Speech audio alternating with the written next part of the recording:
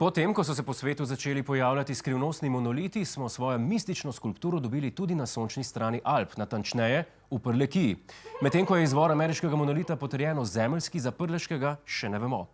Lahko da za njim stojijo bitja z Marsa, lahko pa Danilo z Jeruzalema.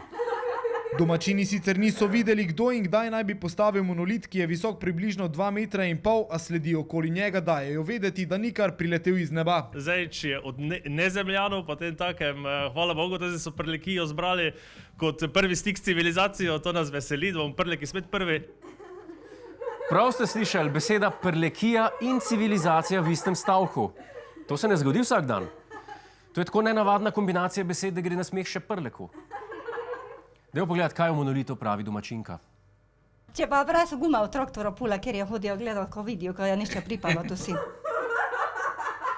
Nimam pojma, kar je likar rekla gospa, je pa vsekakor potrdila, da je v Prlekiji stik z nezemljani veliko bolj verjeten, kot je verjeten stik s slovenščino. Za konec oddaje in s tem tudi konec sezone, pa tokrat žal nimamo rubrike Planet 18+.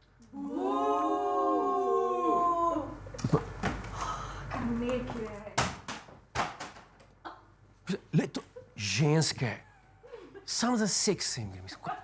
Koronsko leto zaključujemo s koronsko izjavo tedna, ki tokrat prihaja iz ust zaskrbljenega Štajerca, ki odgovarja na vprašanje, kaj je krivo za slabo situacijo.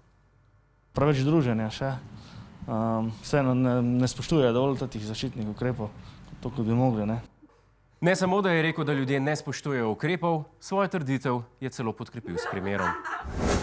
Hej, to je naš YouTube kanal, klikni na ta gumb in se naroči, da boš na tekočem. Polajkaj pa nas tudi na Facebooku in na Twitterju, pa na ulici, pa na kakšnem javnem WC-ju.